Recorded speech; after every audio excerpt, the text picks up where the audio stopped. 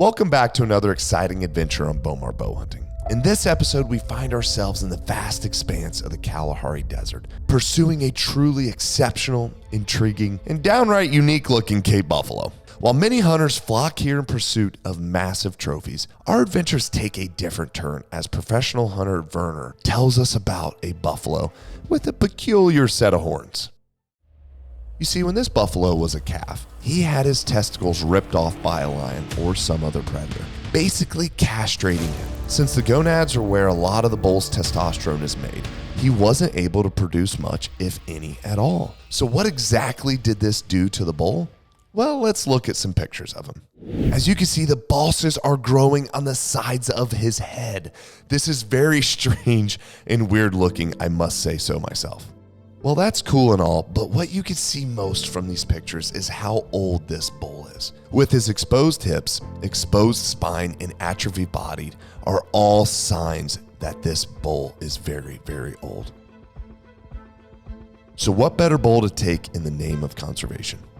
So after seeing the photos of this guy, I knew it was going to be him or nothing. I had never seen another bull like this. However, we do have ourselves a bit of a problem. We're looking for one specific buffalo in 200,000 acres. That is literally like looking for a needle in a haystack. Yeah, everything you guys can see here is all a part of this concession. It is 200,000 acres. It's mind-blowingly huge. And to put it in perspective, you see those mountains over there in the clouds? Yeah, that's still on this concession. I mean, absolutely gigantic property. And what you guys can see isn't even all of it. It's like literally almost half. But our PH said the hired hands who check the watering tanks do see him frequently by one of the watering holes. Though this place is extremely vast, we had a great starting point. So that's exactly where we headed. It looks like they're making it to the watering hole. You know, we were going to sit at the watering hole, but the blind's just not set up for us. And filming, you know, it's set up for one individual shooter, so it wasn't going to work. So there's nothing against me sneaking up if he's drinking and shooting him in the watering hole. So the problem is it's not by himself. There's a ton of buffalo.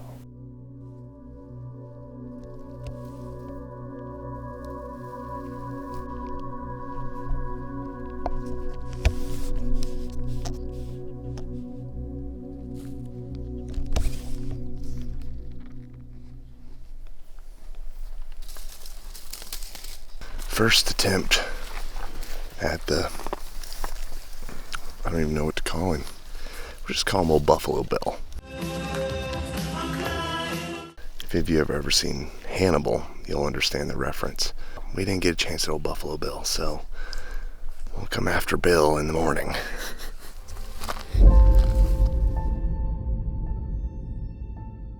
It's super windy today, as you guys can see.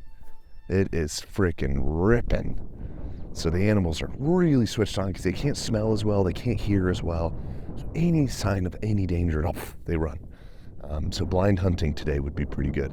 But in the meantime, we're gonna drive around and see if we can't spot the herd that he was seen with.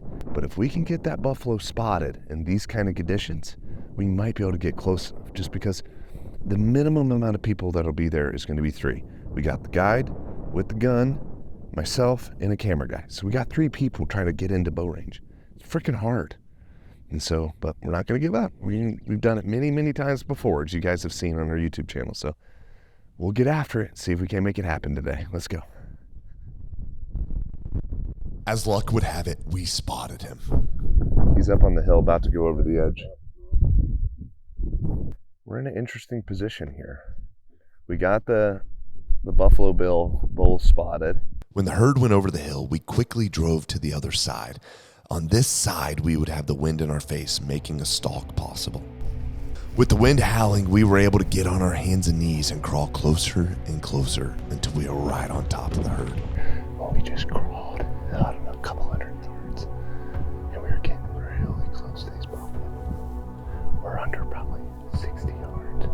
Getting close to the group wasn't the problem. The problem was there was over 50 buffalo in this herd, and we were after one specific one. After patiently waiting, we finally got the opportunity to move into position on our target bull. He's the one closest to us, tail to us. There's 2 of them facing away. He's the one on the right. The one on the right.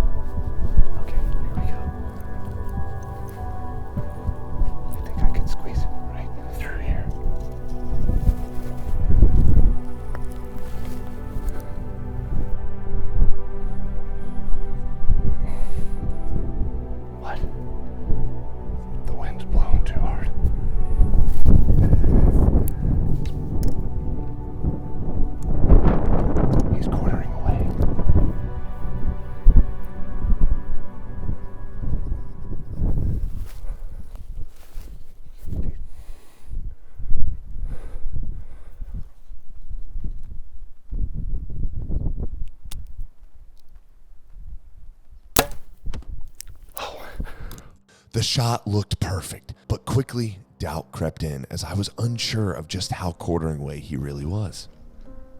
I just don't know how quartering away he was. I hit him right in the crease.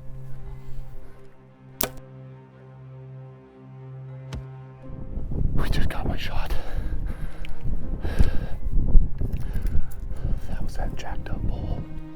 He was 50 yards and quartering away pretty hard. I just don't know how quartering away. I'm a little worried. It's either all hard or nothing. My worst fear became a reality as we spotted my buff standing 600 yards away up on the hill, still leading the herd. My stomach sank as I realized I made a grave mistake. He was more quartering away than I realized. Even though I hit him right where I was aiming, it was just in front of the heart and hit him square in his 5.5-inch thick leg bone. As you can imagine, I was devastated and most importantly, disappointed in my poor judgment. As we watched the buff from a distance moving further and further away, we were all disappointed. It felt like the odds were stacked against us and getting a follow-up shot was going to be nearly impossible. But then it dawned on us. They were moving into a valley that had steep cliffs on both sides, and at the end of this valley was a watering hole. Though it was a long shot, we thought it was possible the herd would stop by the watering hole midday to get a drink. It wasn't likely, but at least we had hope.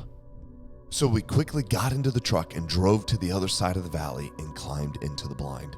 By the grace of God, only 40 minutes later, we caught movement, and we could see it was a big herd of buffalo coming our way. So we're just hoping the Buffalo Bill one we call, is gonna come in.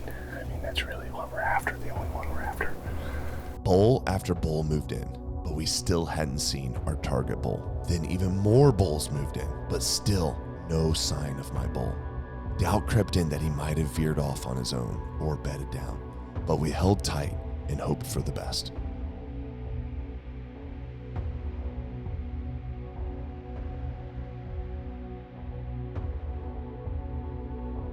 Then, out of nowhere, he stepped out from behind another bull. He was here. Head down. He came straight in, however, he was facing me and I didn't have a shot. When he was finally done drinking, he turned broadside, but unfortunately he turned and was blocked by 2 other bulls. I still didn't have a shot.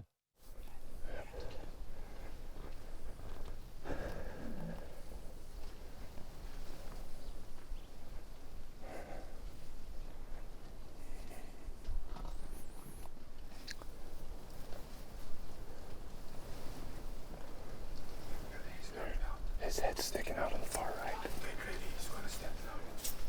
Finally, he stepped out, so I drew my bow, about to take my shot, but he turned towards us, taking my shot away.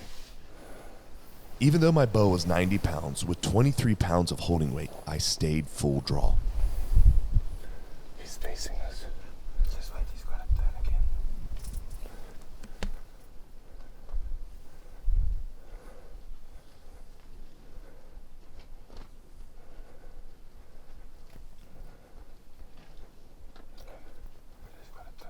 Come on, turn.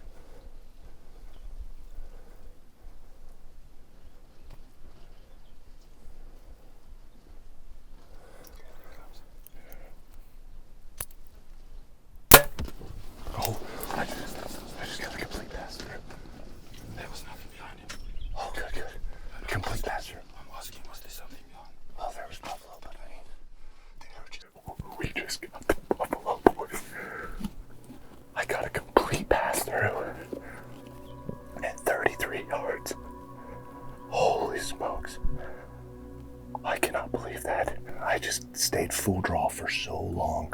And that is not easy with a 90-pound bow. And we just sent the beast right through the breadbasket.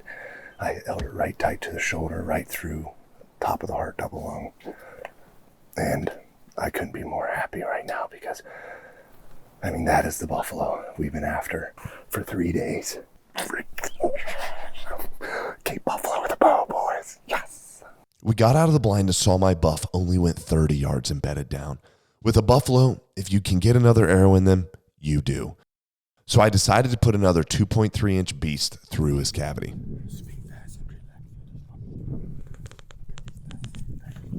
So I took aim in hopes to hit his offside shoulder, going through the top of the heart and both lungs.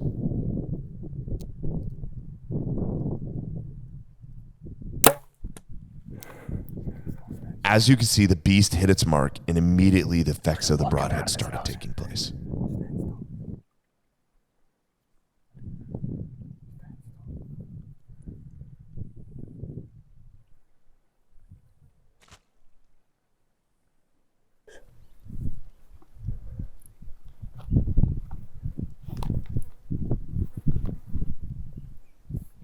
Boom.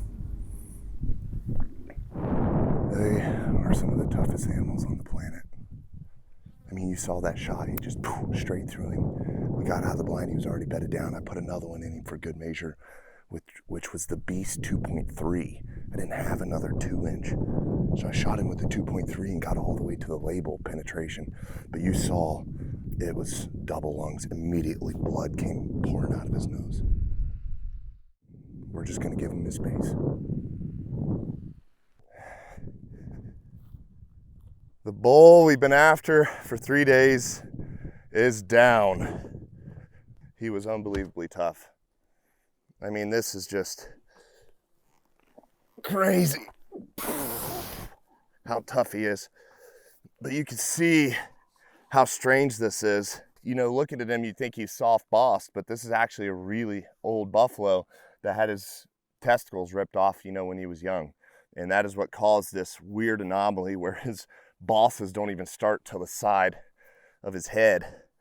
But this is just a great example of just how tough these guys really are. And my first shot, again, quartering away. I thought I was right in the crease, but he ended up being quartering away further than I thought. But where they were going, we had a hunch they were coming to this watering hole. So we blitzed around the mountain, got into the watering hole, and we waited. And sure enough, man, this is right where they showed up. And my follow-up shot, which you guys saw, was money. You know, he bedded down within 30 yards. And for sure was a lethal shot, as you guys saw. But we put one more in him just for good measure. And that was the 2.3. Werner, I would love for you to come in and kind of show and tell us about the different characteristics of this guy compared to like a normal buffalo, and you know what happened, because this is the first for me. But quickly come here to zoom in on the close-up. Here you can actually, that's secondary growth on a buffalo. You can see that even this is starting to calcify. So it's completely rock hard here. So what normally happens sometimes with your buffalo, they start fighting. Yeah. They hook each other. So it's just a normal, if I can say, castration. And then what happens, they never get the testosterone to form the bosses. So you're saying another buffalo probably hooked him and then castrated him? Hooked it or was born like that. That's Wow. That's the two things. But you can see all around, like here, even to the top, the skin, it gets calcified. Yeah. But you can see here, this is, especially on a buffalo, this is secondary growth. So his bosses literally just started here. Yeah. Like this was never ever going to be horn. Nothing. Never. I mean, how freaking crazy is this thing? There you can see it's got nothing. A normal, that's just skin. There's no eggs in there. There's just skin. Wow. Yep. So you can see he just has a scrotum, no testicles.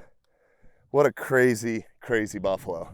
I mean, of all the buffalo I've hunted, this is definitely one of the coolest. I mean, my goodness. A respectable buffalo, even though he doesn't have bosses. But I mean, I like just hunting old stuff. You know, you see Sarah and I, we shot a lot of records over the years, and I'm very proud of every single one of those. But, you know, that's not our goal. Our goal is always to hunt mature animals, and sometimes they break records, which is cool. That's why when I saw this guy, I was so pumped, because he's obviously very old.